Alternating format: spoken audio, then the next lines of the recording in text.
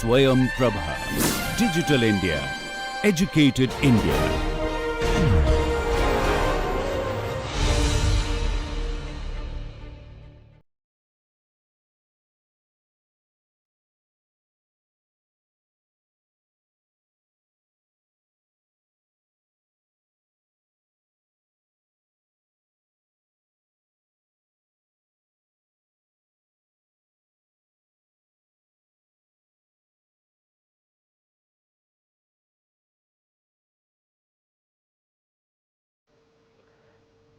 Good day everyone, welcome to the course on next generation sequencing technologies, data analysis and applications. In the last class we have introduced different variants, especially we have talked about SNP and SNVs, and in this class we will talk about how we call these SNPs and SNVs and the small indels. Okay. So, we will talk about the steps, and in the hands on later on we will actually do these steps, right, one by one, and so you will learn, right, how to do them yourselves with real data sets. Okay. So, this is what we will be covering today. So, we will be talking about SNVs and SNPs and indels and how to call them, okay, from the map data that we have generated already. Okay. These are the keywords that will come across: SNVs, SNPs, indels and qualities. The quality score actually is important when you are describing or identifying these SNVs and SNPs.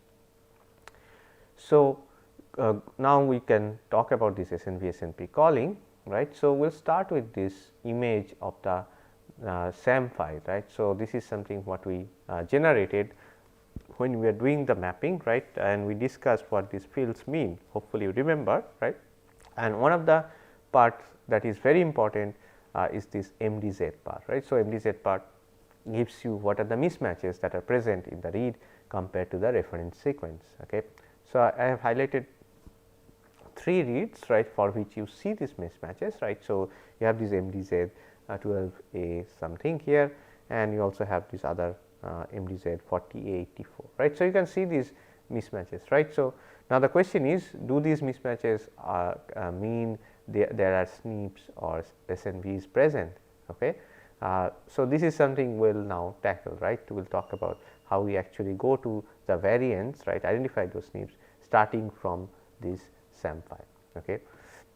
So, are these SNP or SNP? So, keep that question in mind and we will see like this will be answered at the end of this class.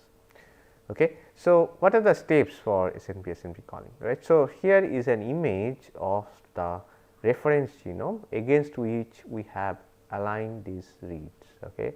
So, we have done this using integrated genome browser, which we will again use later on in the hands on. So, each sequence you can see this, right, each fragment is a read that has been mapped against the reference genome, and the reference genome coordinates are given at the bottom, you can see them, right.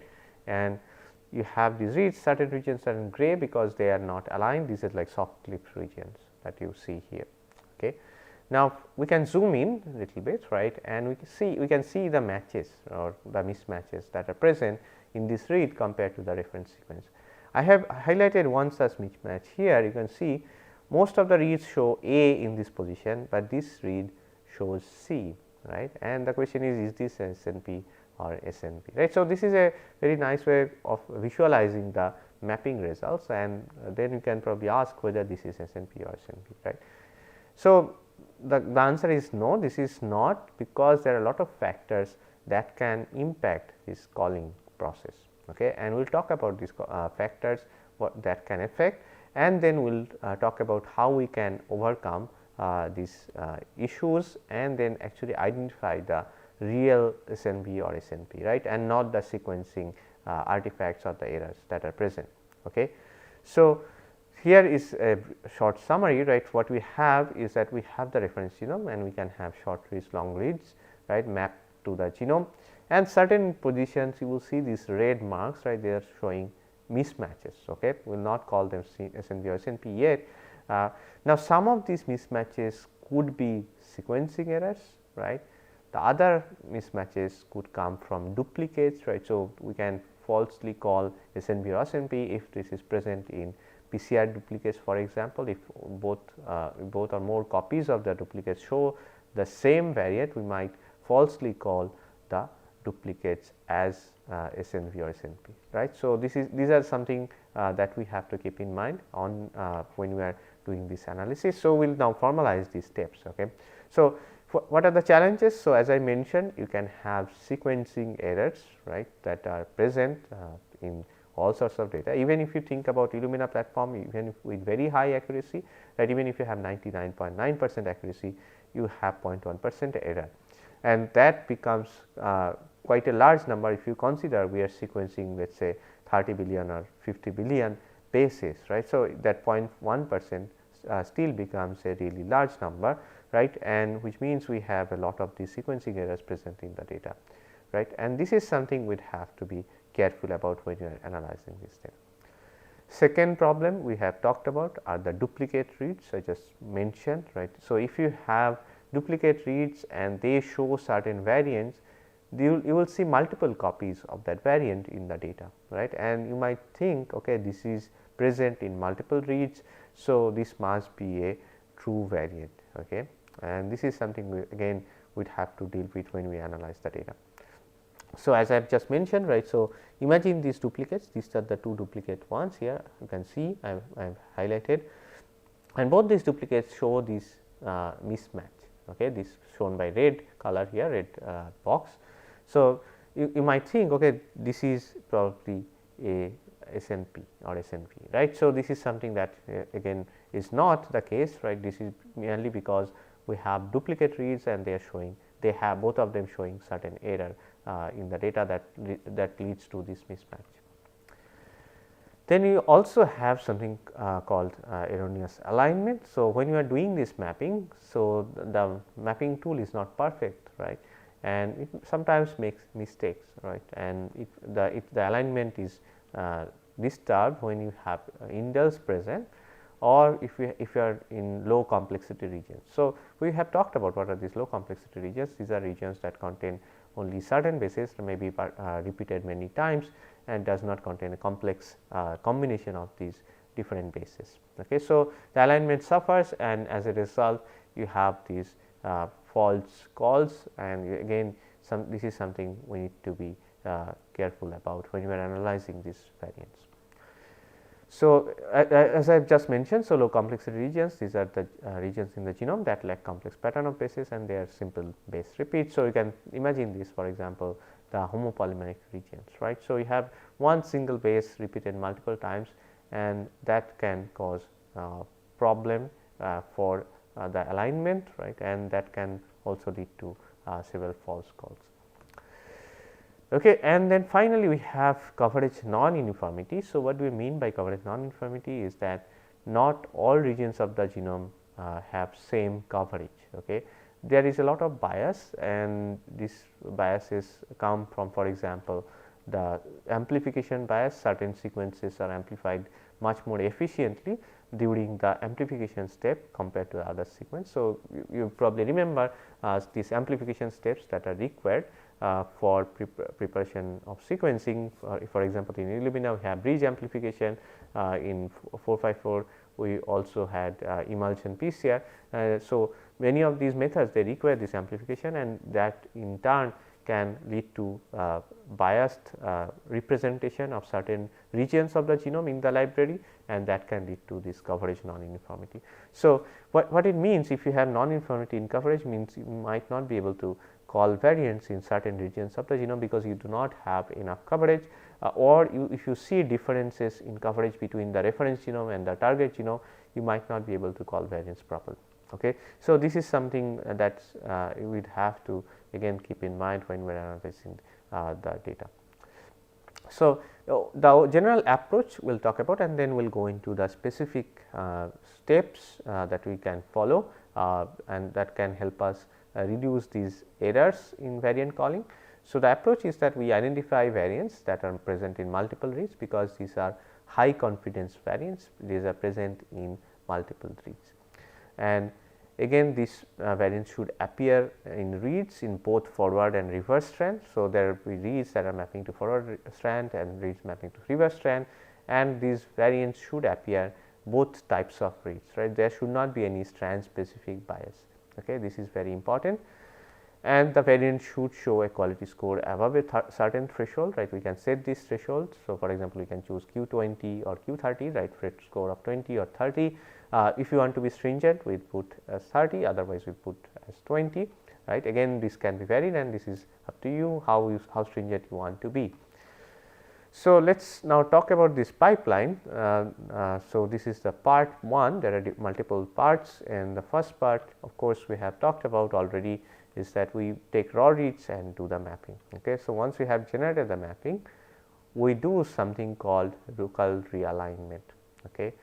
This is again very important, as we have seen, right, or as we have just discussed, is that because of certain regions where you have indels present, or these regions are low complexity regions, unless you do local realignment using other tools, you will have false variant calls, okay, and we want to minimize that. So, we will do something called local realignment. You will see in the hands on we will actually do the realignment.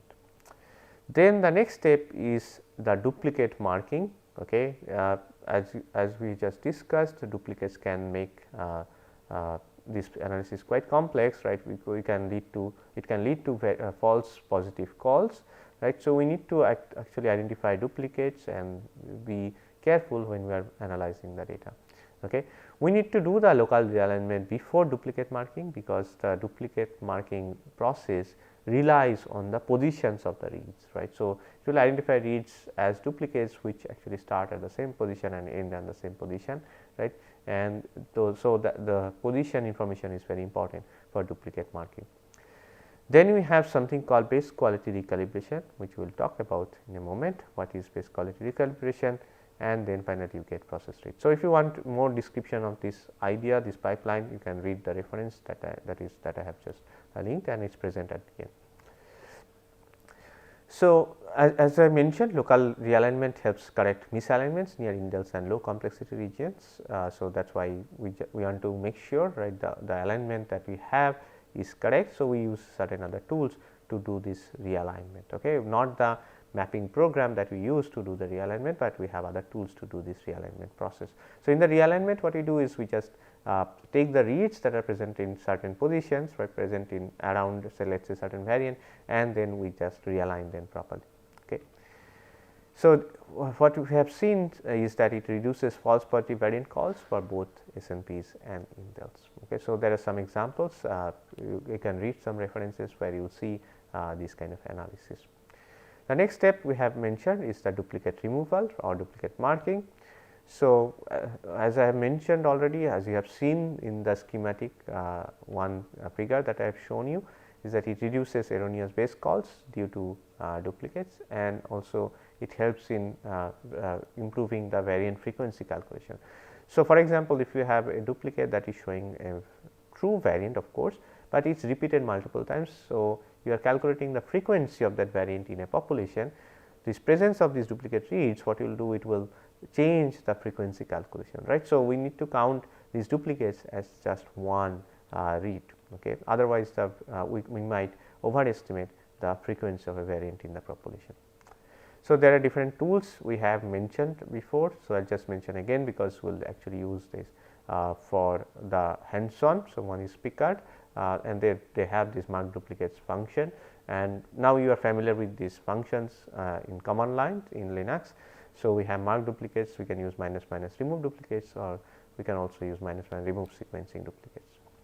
We have also SAM tools. This is the tool that we will use for our hands on, and it has a mark dup function, and if we have to remove duplicates, so we can use mark dup minus R. So, coming to the base quality score recalibration. Okay. So, what happens is that the base quality score of each base is recalibrated. Okay. So, you might ask what is the need for such recalibration. Okay. So, as you probably remember, base quality score or Q score is obtained for each base from the sequencer. So, it measures it measures the confidence, right, in the base call. It's generated from the signal to noise ratio. Okay. But what happens is that these Q scores, they are subjected to non-random variation, okay, because these are generated by specific sequencing process or the chemistry, right. There is certain biases that are present, okay, and this can lead to non-random variation, and which means we are overestimating or underestimating quality scores of the bases. Okay. So, that is why we tend to do this base quality score recalibration that is you will see in certain pipelines. So, what BQSR does, it applies a machine learning model to actually identify or to model these systematic biases in Q scores from experimental data, right. So, it can identify what are the systematic biases that are arising from in different sequencing platform, and then it applies this model to recalibrate or to adjust the quality scores of the bases. Okay. So, one thing we need to keep in mind is that when it is adjusting the quality score, it will not change the base. Okay. So, for example, if you have a base and its quality score was 20, it might readjust the quality score to let us say 18, but it will not say okay, A is very low quality, but it was actually T in the original sequence. It cannot do that. Okay. It is not designed for that.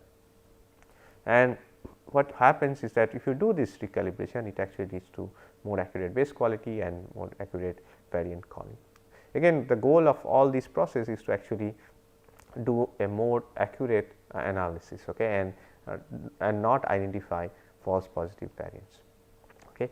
So, what are the factors that affect Q scores mostly that has been studied? So, one is the context of the sequence, for example, the preceding bases, right, what are the bases that are beforehand, this has been observed, and also position in the read or the sequencing cycle, right. So, this is something we have also learned earlier, right. For example, in Illumina the quality score starts to drop towards the end, there are different reasons we have talked about. Okay. So, the position in the read actually is a very important factor, and this is not surprising. So, here is a reference which you can read about all these methods and the pipelines, what are the different roles of these different steps, etc., in much more detail. The part 2 of the pipeline. Okay. So, we have now multiple samples. If you are doing a comparative analysis and we are trying to identify these SNPs or small indels, right, we can do that now once we have got this processed reads, right. So, from that we can now identify these different types of variants, and these are the raw variants. Okay. Now, we can go further for certain data sets where we can kind of check whether these variants that we are seeing, whether they are expected or whether they have been found earlier in other data sets, right. So, if some of the variants have been found earlier, right, they are likely to be true variants, right. So, this is what we can do in the next step. Again, I am linking the reference which actually discusses about this in much more detail. So, we have raw variants, and we can take some external data where we have an idea of these known variation or known genotypes, right, and comparing against this external data set. Okay. And we do something called variant quality recalibration, and this is also associated with genotype refinement. In essence, we are kind of identifying which these variants are, which of these variants that we have identified are already present in those databases, right. So, these are high confidence variants, and finally, we get this final variant list. Okay. So, a brief word about variant quality recalibration or VQSR. So, what it does is again applies a machine learning based method that actually can identify the true variants and can separate out from the false ones. Okay. Do not confuse this with BQSR, which is the base quality score. This is a different recalibration.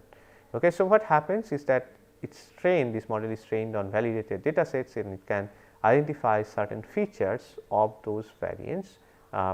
Again, we are without going into too much detail, right. It can identify certain features of these variants in these validated data sets, and from using those features it can define a new score, something called VQSL OD, right. It is a variant quality score log odds, and it can generate this variant list or identify variants with very high sensitivity and specificity. Okay. So, once we have this training done on validated data sets, we can then apply to target genome or target data set to identify these variants, which will give us this VQSL OD score. Okay. Now, we will talk about some of the pipelines, right, for different types of variants that you can identify. So, one is the germline variants. This is actually very important, right.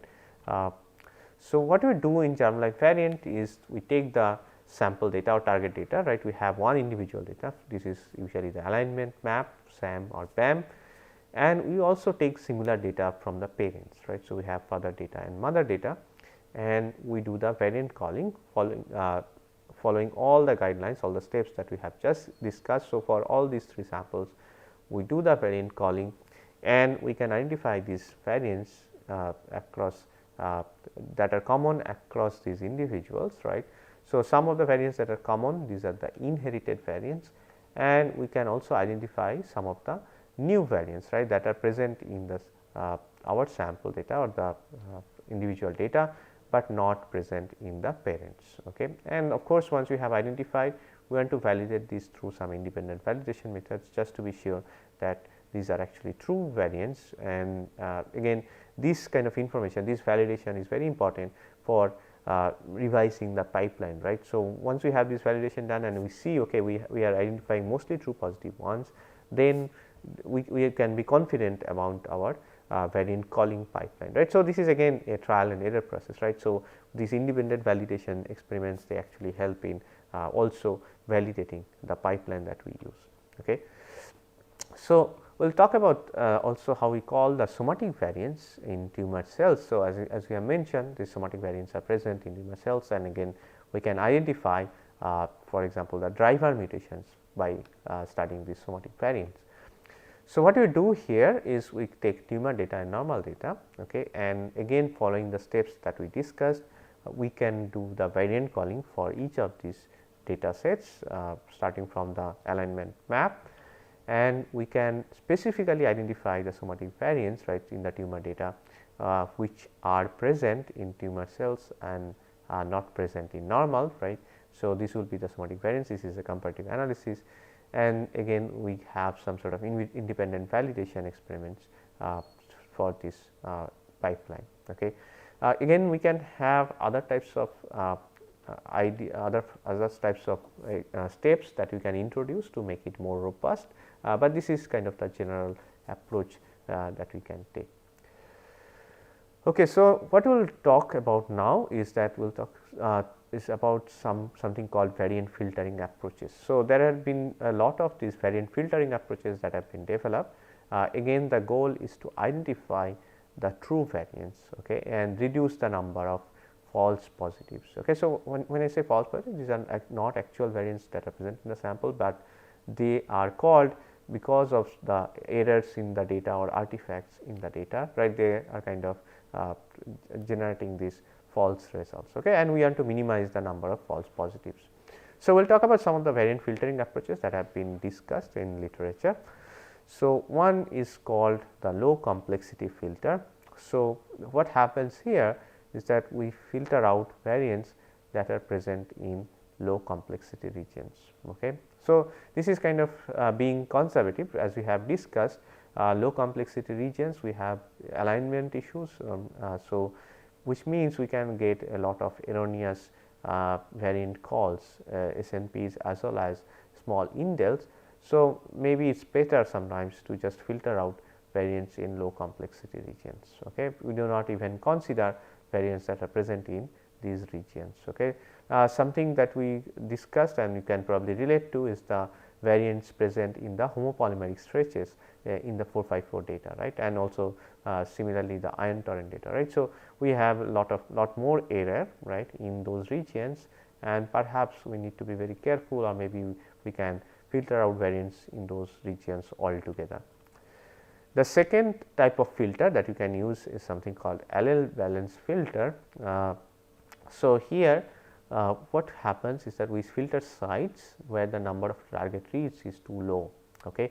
So, this makes sense, right. If your coverage is actually quite low for a region where there is a variant call, then probably you have low confidence in that call, right. So, because this call is not supported by many reads. So, this is something again you need to be careful about, and again you need to set what is actually too low, right. What is the number that means your coverage is too low, right, or the reads number is too low. So, usually it is set to at least 3 or 5, you need to have at least 5 coverage, and certain number of reads should show this variant. The third one is the double strand filter, right. So, what it means is that we filter out variance if the number of target reads on the forward strand or on the reverse strand is below a threshold. Okay. So, again what we have mentioned, right. So, the a variant, so in the general approach when we discussed, when we are identifying a variant, we want this variant to be present in the reads that are mapping to the forward strand as well as in the reads that are mapping to the reverse strand, right. Now, if the number of reads mapping to the forward strand or reverse strand is too low, right, what it means, maybe the variant is mostly called by reads mapping to just one of the strands, okay. And this is something that is not desirable, maybe there is some sort of artifact, etc. There might be some sort of bias, so which might actually can lead to a false positive call, okay. So, this is something we want to avoid, so that is why we can deploy this double strand filter. Coming to the next one, so this has been called as the Fisher strand filter, okay. So, what we do here, we remove sites where the numbers of reference and target reads are highly correlated with the strands of the reads, okay. So, what it means is that, for example, right, number of reads that you get in the reference, they are mostly probably on the positive strand, and the number of reads that you get on the target, they are mostly in the reverse strand, right. So, that kind of bias might be there, and this is something again we want to avoid, right. So, this is again, as we have mentioned, we want variance to be called from reads mapping to both strands, okay, and we want to avoid any strand bias in the data. And finally, of course, we have the quality filtering, right. So, we want to filter variance with low quality score, right. So, if the base that is being called, especially in case of SNP or SNV, the variant base that has been called by the sequencer, if it is of low quality score, then it's probably or there is a high chance that this is a sequencing error, right. So, again we want to be really sure that this is a true positive call, and for that reason we will filter out variants that show low quality score. Again, you can set this filter, you can decide on the threshold whether it is 10, 20, 30, etc. This is something that is again up to you. If you want to be stringent, you set probably at 30 or so. Now, another thing again you have to keep in mind, right. So, because we are calling this from multiple strands, so you can probably set this threshold a bit low, because if multiple strands are showing, multiple reads are showing the same variant, right. So, then it is likely that this is probably a true variant, again if not all reads or if not all the quality scores are low. Okay. So, there is something that you need to think about, especially with the quality score. Okay. So, one of the things that we want to discuss, again in case of diploid genomes, you can find heterozygous variants and homozygous variants. Okay. So, heterozygous variants, these are variants that are present in only one copy of the chromosome, and then you have homozygous variants that are present in both copies of the chromosome. Again, this will affect your analysis, right. So, if you have a heterozygous variant, you might see only 50% of the reads will have that variant, okay, and this is something that you also have to keep in mind. There is one final point that we will discuss, is something called phasing. Okay. This is again related to diploid genomes, right, so like us. So, if you are working with human genome data and you are identifying variants, sometimes you would like to do this phasing. Okay. We will see some of the variant data and you will see the phasing being done. So, what phasing means is that it means you have to separate out maternal and paternal haplotypes. Okay. So, what are these haplotypes, right? As I just mentioned, right, in zygotes you have one copy of chromosome from the mother and one copy of chromosome from the father, but then you have to figure out, right, when you are sequencing you will get all sorts of variants there, and you want to separate out, okay, which variants come from which parent, okay, whether some of the variants come from the mother and which of these variants come from the mother. This is something that you have to separate out, right. So, when you are sequencing a diploid organism like human, right. So, if you have this human genome data and for certain region you have this situation, right. So, for a position you see AC, right, for this position you have these two variants AC, you have for the other one you have CT, for the other one you have CG, right, this variant. Now, the question is whether A occurs with C or T, right. So, the first A here in the first position, whether it occurs with C in the second position or T with the second position. and whether it occurs with C or G, right. In other words, what is the combination of these variants, right, in these two copies of the chromosome. Okay. And this is the problem, right. This is what you do when you are doing the phasing, is that you are separating out these combinations, right. So, what we see in one combination we have ATC and the other one is CCG, right. So, from this combination here you are separating out these two combinations. So, this process is called phasing. Okay, so, here are the references that we have used for this class, and to summarize, we have seen that identification of SNVs and SNPs is a multi-step analysis. There are different processes that we go through, and the goal of each of these is to reduce the number of false positive calls and to maximize the number of true positive calls. Okay. And here are some challenges that we talked about, right. So, we have sequencing errors and we have low complexity regions and quality scores, right. So, each of these factors will contribute in false positive calls. So, again you have to be very careful and mindful of each of these factors when you are doing the variant calling analysis. And of course, we have talked about recalibration, realignment and filtering approaches that actually counter these biases, right, and they can deliver high sensitivity and high specificity variants. Thank you.